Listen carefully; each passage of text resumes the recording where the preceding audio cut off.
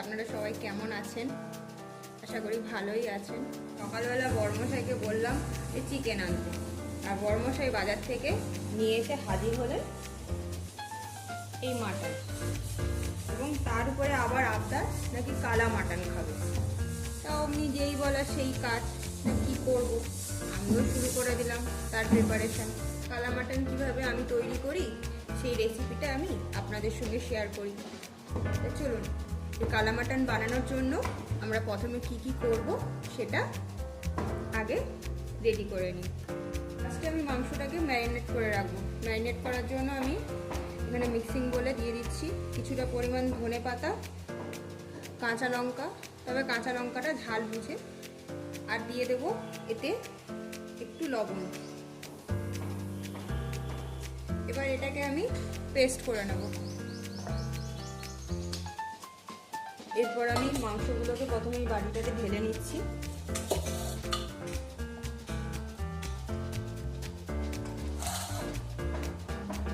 এরপর আমি যে এক্ষুনি কাঁচা লঙ্কা, ধনেপাতা আর নুন দিয়ে পেস্ট করলাম, সেই পেস্টটা আমি এতে দিয়ে দেবো।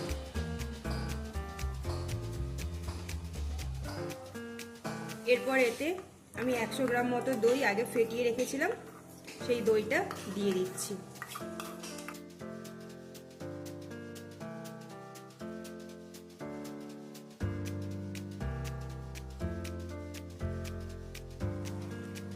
ভালো করে মাটনটা এই পেস্টটার সঙ্গে মাখাতে হবে। এই মাংসটাকে ম্যারিনেট করে আপনারা যতক্ষণ ইচ্ছে ততক্ষণই রাখতে পারেন, কিন্তু আমার হাতে খুবই সময় কম, সেই জন্য আমি 1 ঘন্টা ম্যারিনেট করে রাখবো। এটা যদি 2 ঘন্টা 3 ঘন্টা আরও বেশিক্ষণ টাইম ম্যারিনেট করেন তাহলে মাংসটা ভালো টেন্ডার হবে এবং রান্না হওয়ার পরে খুব সফট হবে।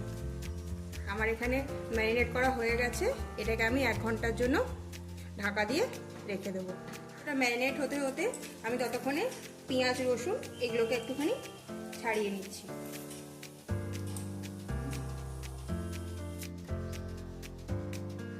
মাংসটা ম্যারিনেশন হয়ে গেছে। এরপরে মাংসটাকে আমি একটু প্রেসারে আমি 50 থেকে 60% সেদ্ধ করে নেবো। তাই জন্য আমি প্রেসারটা বসিয়ে প্রেসারে সর্ষের তেল দিয়ে দিয়েছি। এরপরে এতে দিয়ে দেব একটা কুচনো পেঁয়াজ, কিছুক্ষণ ভাজবো।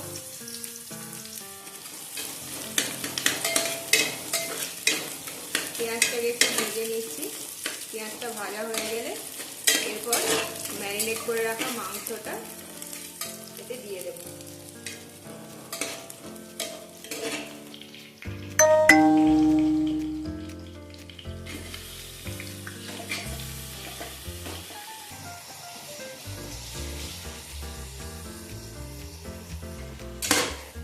এরপর এই মাংসটাকে হাই ফ্লেমে 5 থেকে 10 মিনিট মতো কষিয়ে নেব।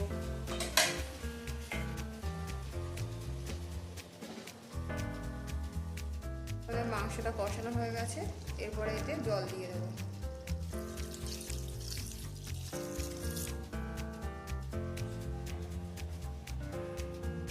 এই যে আমাদের মাটনটা 50 থেকে 60% কুক হয়ে গেছে। এবার মাটনটাকে, স্টকটাকে সম্পূর্ণ আলাদা করে নেব। এই যে মাটনের স্টক,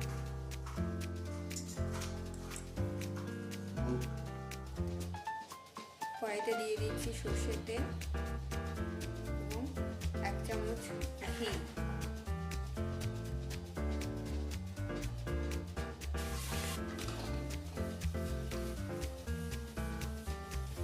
এটা গরম হয়ে গেলে এতে দিয়ে দেব গোটা গরম মশলা, তার মধ্যে শাহজিরে, তেজপাতা, এলাচ, দারচিনি, লবঙ্গ, জায়ফল, জয়িত্রী।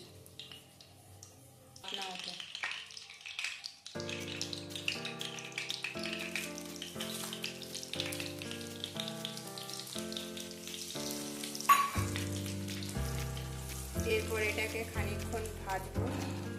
এর ভেতর থেকে সুন্দর একটা স্মেল বেরোলে এতে দিয়ে দেবো কুচিয়ে রাখা পেঁয়াজ।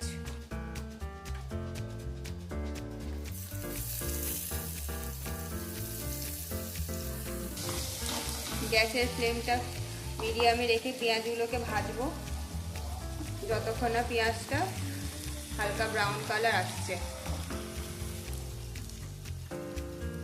এতে দিয়ে দিচ্ছি সামান্য লবণ, যাতে পেঁয়াজটা একটু তাড়াতাড়ি ভাজাও হয়ে যায়।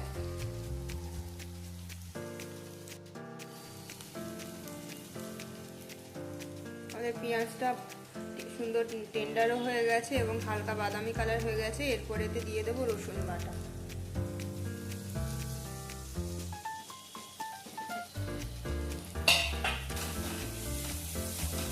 দিয়ে আবার খানিকক্ষণ রসুন আর পেঁয়াজটাকে ভেজে নেব।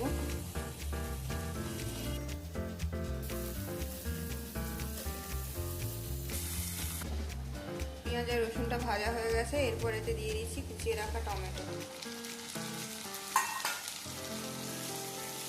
এই টমেটোটা নরম হওয়া পর্যন্ত মিডিয়াম ফ্লেমে গ্যাসটা রেখে ভাজবো। ওদিকে টমেটোটা ভাজা হতে হতে এদিকে আমি গুঁড়ো মশলাগুলো রেডি করে নিচ্ছি। হলুদ দিয়ে দিচ্ছি 2 চামচ,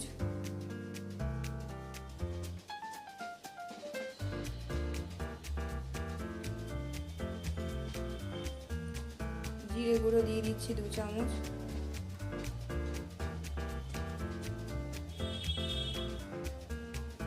লঙ্কা গুঁড়ো দিয়ে দিচ্ছি 1 চামচ। যেহেতু আগে আমি কাঁচা লঙ্কা পেস্ট করে দিয়েছি সেই জন্য এখানে লঙ্কা গুঁড়োটা 1 চামচ মতোই দিলাম। এরপর দিয়ে দিচ্ছি ধনে গুঁড়ো 2 চামচ,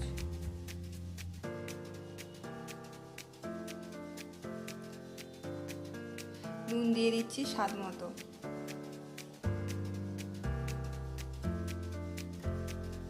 তবে নুনটা একটু বুঝেই দেবো, কারণ মাংসটা ম্যারিনেট করার সময় তখন আমি নুন দিয়েছিলাম। এরপরে দিয়ে দিচ্ছি চিনিটাও স্বাদ মতো।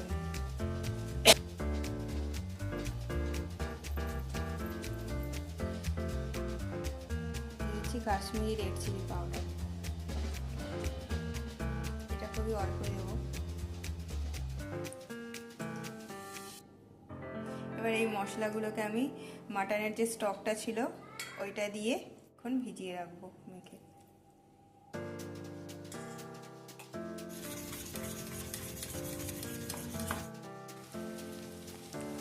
টমেটোটা নরম হয়ে গেছে। এরপর এতে দিয়ে দিচ্ছি 2 চামচ মতো আদা বাটা।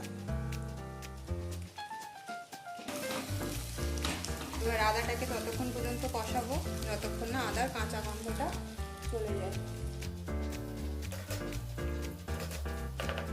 এটা কষানো হয়ে গেছে। এরপর যে গুঁড়ো মশলাটা আমি তৈরি করে রেখেছিলাম সেইটা দিয়ে আবার ভালো করে মশলাটাকে কষাবো। ভালো করে মশলাটাকে কষাবো যতক্ষণ না মশলা থেকে তেলটা ছেড়ে যায়।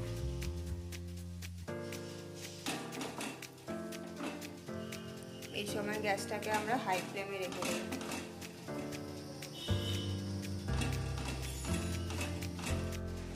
মশলাটা কষাতে কষাতে যখন জলের দরকার হবে জলের পরিবর্তে আমরা মাটনের স্টকটাকে ইউজ করব। মশলাটা যাতে তলায় লেগে না যায় বা পুড়ে না যায় সেই জন্য একটু মাটনের স্টক দিয়ে আবার মশলাটাকে কষাবো। এরপর এতে এক এক করে মাংসগুলো দিয়ে দেবো। এই সময় গ্যাসের ফ্লেম একদম লোতে করে দেবো।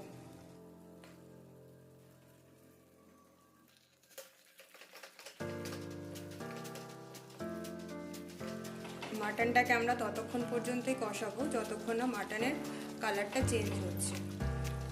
এবং এটা কষাতে কষাতে আস্তে আস্তে এর কালারটা ব্ল্যাক হয়ে আসবে।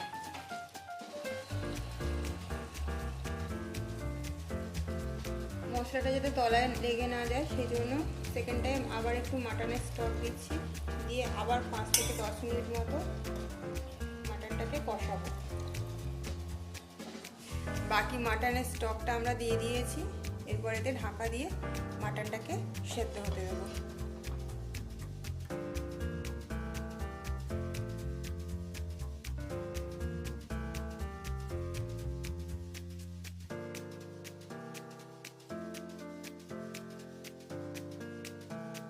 আমাদের মাটন রেডি হয়ে গেছে। এরপরে লাস্টে গরম মশলা